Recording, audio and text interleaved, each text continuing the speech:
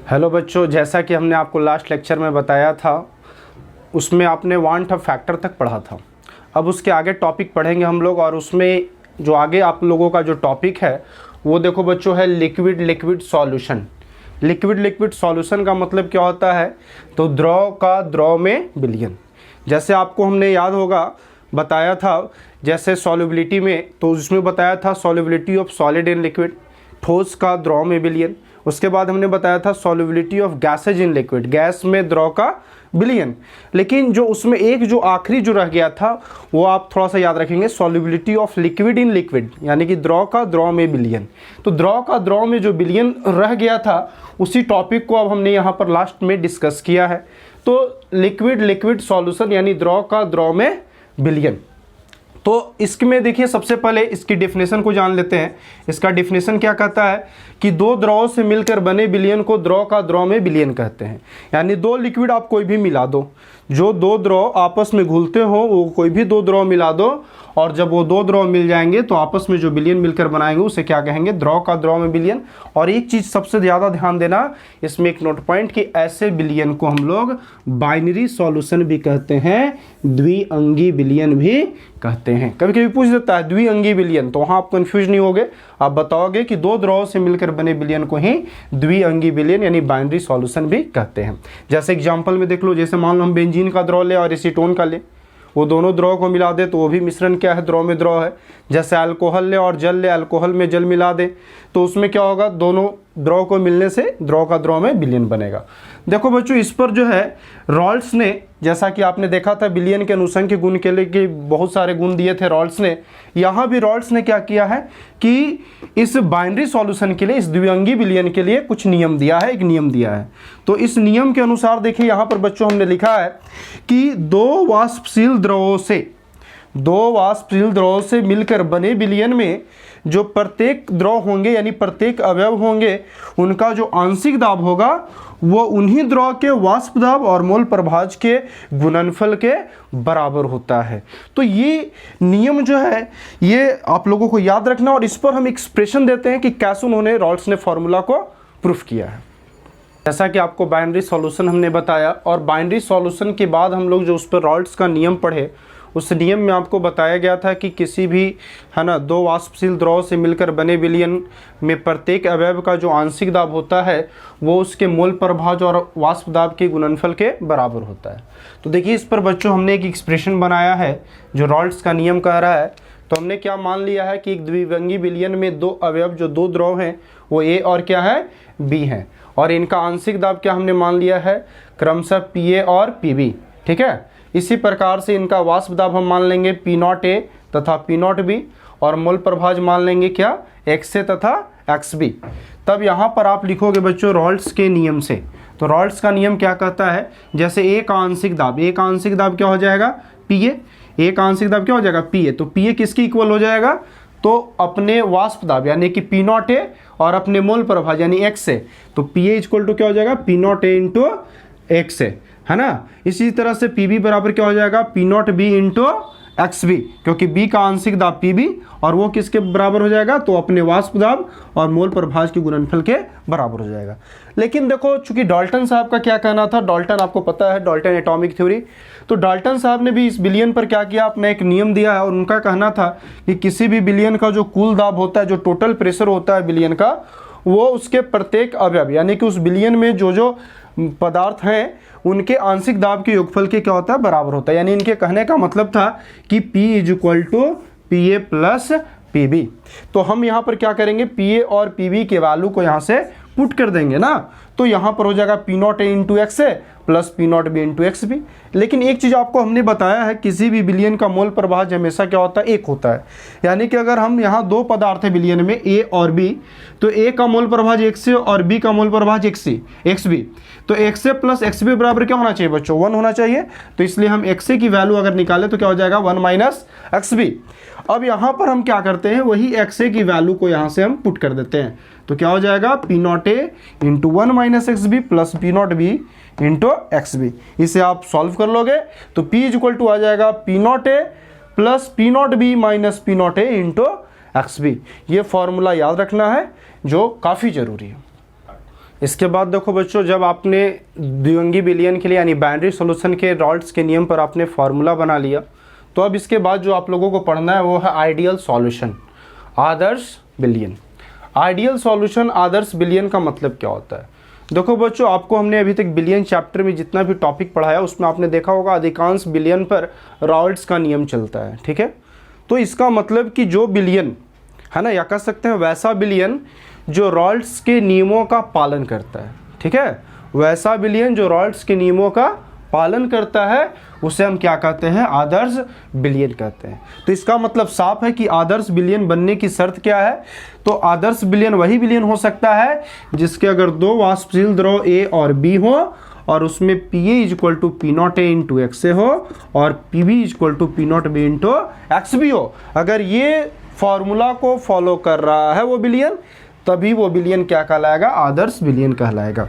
इसके लिए आपको एग्जांपल्स भी देते हैं, जैसे बेंजीन एवं टॉलिन का मिश्रण C6H6 C6H5 CH3, इन दोनों का मिश्रण क्या करता है? रॉल्स के नियमों का पालन करता है। ठीक उसी तरीके से नॉर्मल हेप्टेन तथा नॉर्मल हेक्सेन का मिश्रण यानी कि C7H16 और C6H14 के मिश्रण को भी हम आदर्श विलयन कह सकते हैं, ठीक है। तो इसे आप नोट करेंगे। जैसा कि इससे पहले आपने आइडियल सॉल्यूशन पढ़ा, तो अब उसके बाद एक सॉल्यूशन और आता है जो है नॉन आइडियल सॉल्यूशन, जिसको हम लोग कहते हैं अनादर्श विलयन। तो देखो, इसके बच्चे जो डिफिनेशन है वो भी इसी के जैसा, सिमिलर आदर्श के जैसे। आदर्श विलयन में हमने क्या बताया कि वैसा विलयन जो रॉल्स के नियम का क्या करता हो? पालन करता हो। अनादर्श विलयन में क्या है कि वैसा विलयन जो रॉल्स के नियम का पालन नहीं करता हो उसे क्या कहेंगे? अनादर्श विलयन यानी नॉन आइडियल सॉल्यूशन कहेंगे। अब अनादर्श विलयन बनने की भी शर्त है कि अनादर्श विलयन उसी विलयन को आप कहोगे जिसमें दो अगर वाष्पशील द्रव ए और बी है, तो जो ए का आंशिक दाब यानी कि Pa है वो उसके वाष्प दाब और मोल प्रभाज के गुणनफल के बराबर नहीं होना चाहिए, यानी Pa naught equal to P naught A into X होना चाहिए, और Pb भी इसी प्रकार से नॉट इक्वल टू क्या होना चाहिए? P naught B into X B होना चाहिए। यानी कि ये दोनों टर्म याद रखना है। अगर ये दोनों टर्म किसी विलयन पर लागू होगा तभी वो विलयन नॉन आइडियल सॉल्यूशन कहलाएगा। अब इसमें भी आपको एग्जांपल दे देते हैं, जैसे क्लोरोफॉर्म और एसीटोन का मिश्रण। आपको पता है क्लोरोफॉर्म एसीटोन में घुल जाता है, दोनों कार्बनिक यौगिक है। तो यानी कहने का मतलब है कि ये जब दोनों आपस में मिलकर विलयन का निर्माण करते हैं, तब क्या होता है कि इनका जो आंशिक दाब है वो अपने वाष्प दाब और मोल प्रभाज के गुणनफल के बराबर नहीं होता, या तो रॉल्स के दिए गए नियम से अधिक हो जाता है या कम हो जाता है, जिसको हम लोग deviation of non ideal solution कहते हैं, अनादर्श विलयन का विचलन कहते हैं, जो कि आपको इसके बाद नेक्स्ट टॉपिक में हम डिस्कस करेंगे। और ये दो एग्जांपल्स आप याद रखेंगे, ये है नॉन आइडियल सॉल्यूशन। अब इसके बाद जानेंगे बच्चों deviation of non ideal solution. जैसा कि हमने बताया कि अनादर्श विलयन का वाष्प दाब रॉल्स के वाष्प दाब पर डिपेंड नहीं करता, या तो उससे ज़्यादा होता है या तो उससे कम होता है। अब देखो, अनादर्श विलयन का विचलन, deviation of non ideal solution, इसको अगर आप डिफाइन करोगे तो कैसे करोगे? तो इसका डिफिनेशन ये होगा कि अनादर्श विलयन का वाष्प दाब रॉल्स के अनुमानित वाष्प दाब से या तो अधिक होता है या कम होता है, और इस घटना को हम लोग क्या कहते हैं? अनादर्श विलयन का विचलन कहते हैं।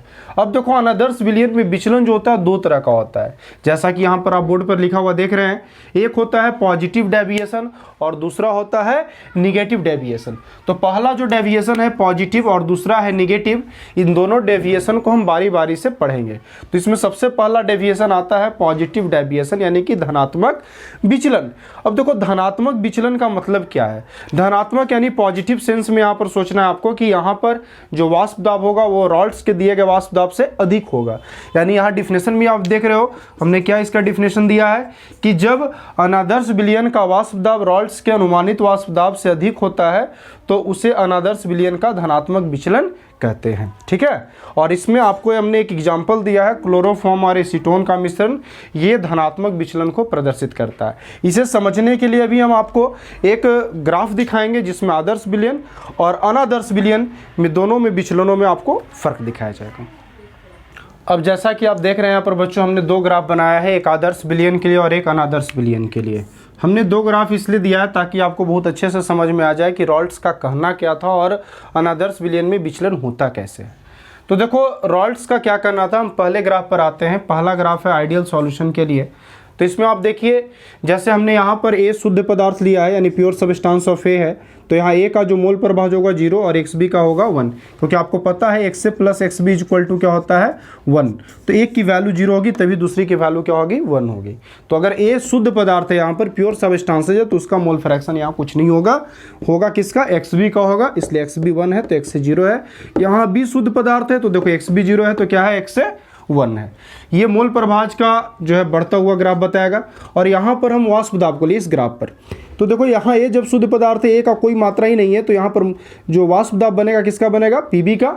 और यहाँ अगर बी शुद्ध पदार्थ है और बी की वैल्यू यहाँ पर कुछ नहीं है, तो यहाँ पर जो वाष्प दाब क्रिएट होगा वो किसका ग्राफ बताएगा, जो है वो किसका, ए का। तो अब अगर हम देखें यहाँ से हमने क्या किया है, इसके मोल फ्रैक्शन को हम इससे मिलाए हैं, तो इससे इसको मोल फ्रैक्शन को हम मिलाए हैं।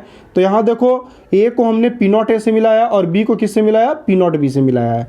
तो ये जो बताया जा रहा है कि यहाँ जो पी ए की जो वैल्यू होती है, यानी कि ये जो आप देख रहे हैं इसको हम पी ए कह सकते हैं और इसको पी बी कह सकते हैं। तो पी ए जो होता है वो x A into P A P not है, और यहाँ जो बी होता है यानी बी से जो पॉइंट आता है वो जो पी बी है वो क्या होता है, तो P naught B into X B, यानी कि दोनों जो रेखा आप देख रहे हैं वो पी ए और पी बी को इंडिकेट कर रहा है। और जो ऊपर का जो रेखा आप देख रहे हैं ये क्या बता रहा है, पी की टोटल वैल्यू बता रही है, P is equal to P A plus P B, यानी कि टोटल जो वेपर प्रेशर होता है विलयन का वो P A plus P B के बराबर होता है। ठीक है, तो ये आइडियल सॉल्यूशन में होता है। आइडियल सॉल्यूशन में यानी ये फिक्स्ड है कि ये होगा, इस पॉइंट पर ही होगा। लेकिन यहाँ पर अगर हम दूसरे ग्राफ में देखें, नॉन आइडियल सॉल्यूशन के लिए देखें, तो देखिए सेम ग्राफ आपको नजर आ रहा है, लेकिन थोड़ा सा आप उसमें चेंजिंग देख रहे हैं। हमने क्या बताया, इस डॉटेड लाइन के ऊपर भी हमने इसमें क्या दिखाया है, तो इसमें हमने दिखाया है डेविएशन को। इसका मतलब ये है कि ये जो डॉटेड लाइन आप देख रहे हैं ये रॉल्स के द्वारा दिए गए वेपर प्रेशर है, यानी रॉल्स के हिसाब से इतना होना चाहिए। ठीक है, लेकिन आप इसमें देख रहे हैं कि जो हम ऊपर से रेखा बताएं वो क्या कर रहा है, यानी कि इस वैल्यू से ऊपर की वैल्यू बताई जा रही है और इसके ऊपर की वैल्यू बताई जा रही है। इसका मतलब कि रॉल्स के जो द्वारा दिया गया वेपर प्रेशर है उससे ज्यादा आपको वेपर प्रेशर दिख रहा है किसमें, इस ग्राफ में। ये जो लाइनिंग देख रहे हैं ऐसे कर्व के जैसा, ये क्या बता रहा है कि ये जो रॉड्स के दिए गए वाष्प दाब है उससे इसका वेपर प्रेशर ज्यादा है। इसका मतलब साफ है कि यहां पर ये विलयन में क्या हो रहा है, एक धनात्मक विचलन हो रहा है। इस ग्राफ से ये देखने को मिल रहा है कि जो रॉड्स के दिए गए वाष्प दाब है उससे ज्यादा वाष्प दाब प्रदर्शित किया जा रहा है इसमें, और जो कि क्या बता रहा है, विलयन का धनात्मक विचलन बता रहा है। और ये धनात्मक विचलन जो होगा हमेशा किस में होगा, नॉन आइडियल सॉल्यूशन में, क्योंकि ये रॉल्स के नियम का पालन नहीं करता है। लेकिन आदर्श विलयन में हमेशा इसी ग्राफ को आप बनाओगे क्योंकि ये रॉल्स के नियम का पालन करता है। अब इसके बाद धनात्मक विचलन के बाद हम लोग जानेंगे ऋणात्मक विचलन के बारे में, नेगेटिव डेविएशन के बारे में। तो जैसा कि आपको डिफिनेशन पता है, इसमें भी वैसा ही डिफिनेशन चलेगा कि जब अनादर्श विलयन का वाष्प दाब रॉल्स के अनुमानित वाष्प दाब से क्या हो जाता हो, कम हो जाता हो, तो उसे हम अनादर्श विलयन का ऋणात्मक विचलन कहते हैं। और इसमें एग्जाम्पल में है आपका बेंजीन एवं एसीटोन का मिश्रण। देखो मेन चीज़ जो बच्चों इसमें है वो है इसका आलेख, ग्राफ समझना। तो जैसा कि आप देख रहे हैं, फिर से एक बार ग्राफ हमने उसी टाइप का बनाया है और इसमें आपको ये चीज़ ध्यान देना है, ये वाष्प दाब का बढ़ता हुआ है क्रम और इधर से मोल प्रभाज का। तो सबसे बड़ी चीज़ यहाँ पर है, देखिए ये जो डॉटेड लाइन आप देख रहे हो ये रॉल्ट्स के द्वारा अनुमानित वाष्प दाब है, यानी रॉल्ट्स का वाष्प दाब इतना अनुमान उन्होंने किया था कि किसी भी विलयन का इतना वाष्प दाब होना चाहिए। लेकिन यहाँ पर आप देख रहे हैं कि इस ग्राफ में जो लाइनिंग, जो दूसरा लाइनिंग जो देख रहे हैं, जो पूरा लाइनिंग है वो जो देख रहे हैं वो क्या दिखा रहा है कि इससे ही वो नीचे जा रहा है। इसका मतलब कि जो रॉल्ट्स का दिया गया है उससे हमेशा इसका प्रेशर क्या हुआ है, तो घटता हुआ नजर आ रहा है। इसका मतलब साफ है कि इस विलयन का वाष्प दाब रॉल्ट्स के दिए गए वाष्प दाब के बराबर नहीं है। जैसा कि आप देख रहे हैं, ए से पी नॉट ए को मिलाने वाली रेखा ये जो हो गया पी ए हो गया, और बी से जो है पी नॉट बी को मिलाने वाली रेखा पी बी हो गया। यहाँ टोटल प्रेशर पी ए जो एक है वो P A plus P B के इक्वल हो गया। लेकिन इसके ऊपर आप देख रहे हैं ये ग्राफ इससे पहले धनात्मक विचलन में था, लेकिन यहाँ पर क्या है, इसके नीचे बताया जा रहा है, यानी कि इससे इसकी वैल्यू क्या बताई जा रही है, कम बताई जा रही है। यानी कि जब भी आपसे ऋणात्मक विचलन का जो है ना कह सकते हैं प्रदर्शित करना होगा तो आप इस ग्राफ से आप दिखाओगे ऋणात्मक विचलन को। ये अनादर्श विलयन का क्या है, ऋणात्मक विचलन है। अब देखो बच्चों, आपको हमने यहाँ तक ऋणात्मक विचलन तक आपको पढ़ाया, इसके बाद जो है आपको जो होगा नेक्स्ट लेक्चर होगा वो अगले चैप्टर से होगा।